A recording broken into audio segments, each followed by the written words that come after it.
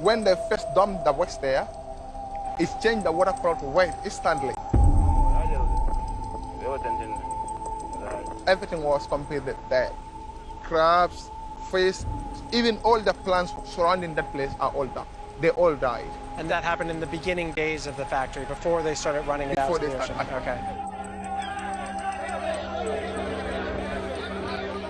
People were arrested for removing a pipe that was planted there illegally without the government consent. Instead of prosecuting the offenders, they prosecute the activists who are trying to do everything to make sure that the environment is protected. If Gambia is destroyed, it's destroyed for us. And if Gambia is made, it's made for us. I will run and come back, but I will never stay away. We are coming back again.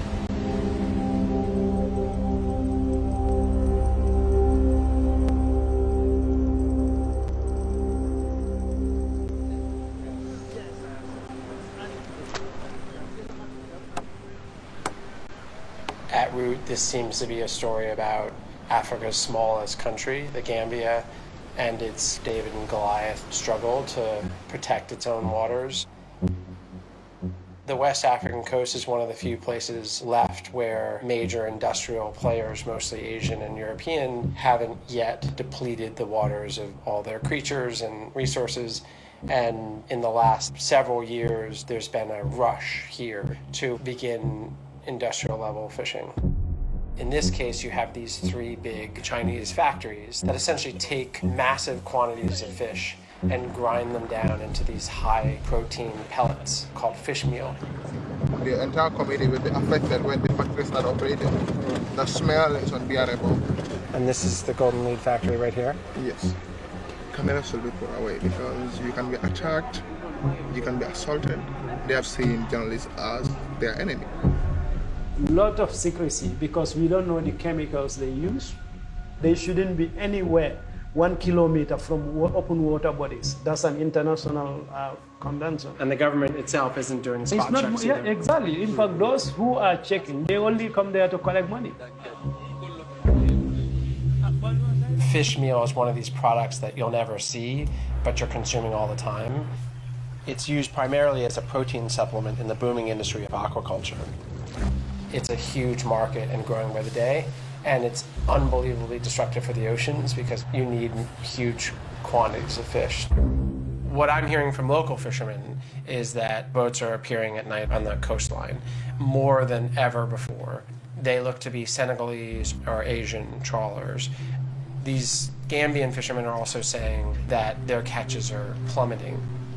50% of the protein consumed by the Gambians comes from the sea, and fishermen are already starting to say they can't catch even bare subsistence level fish.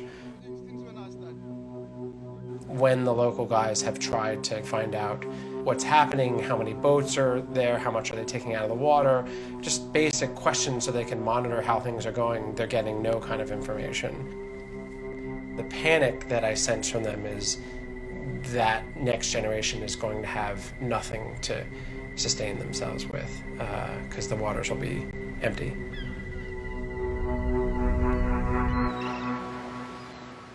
At minimum, I think what the local fishermen want is for the government to police these waters to the letter of the law and to stop the illegality that's happening out there. But the Gambia doesn't really have the ability to police these waters, and that's partially why Sea Shepherd's here. Can you take the boat a little bit forward? I got a call from Peter, the captain of the ship that I'm going to be boarding. So we got to start rowing. He said that they're doing a patrol off the coast of the Gambia.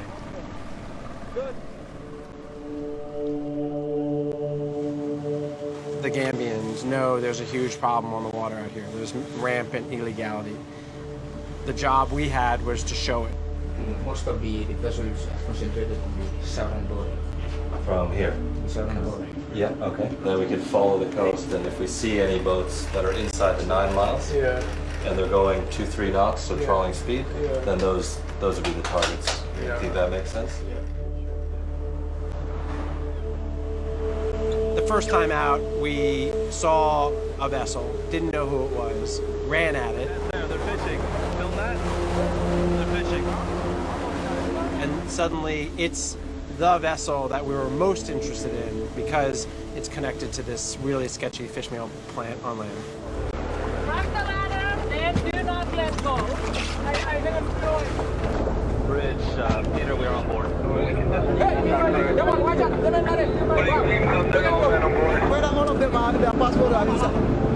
Possible. Every man possible. Come here and Senegal possible.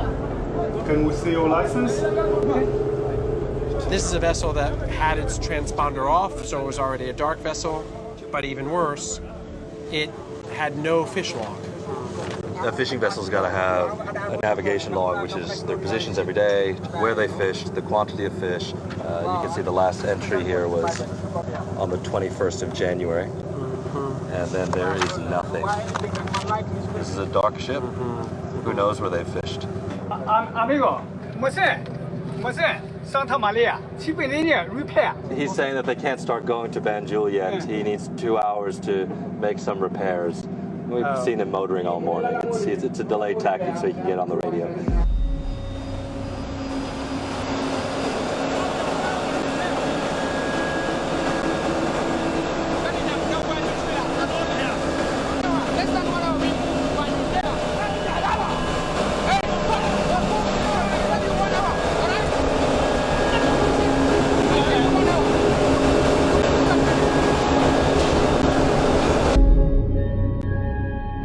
Bring the Navy team from the SAM in the rib back here. Okay.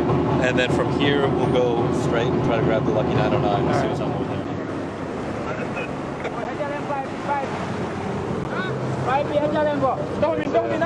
The second vessel, 10 times worse. The living quarters were horrific, some of the worst I've seen.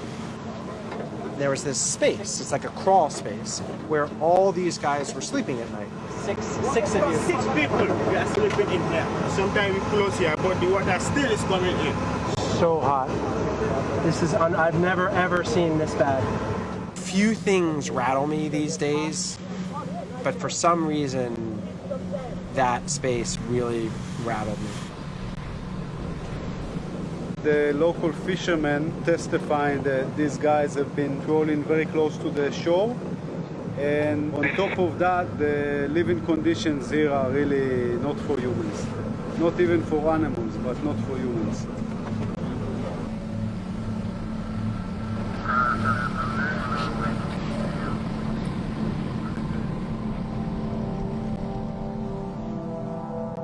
It does seem like what happened here is kind of a repeated African story in that you had just another wave of extraction occurring. First it was men and women as slaves, then it was natural resources on land, and now it's moved offshore.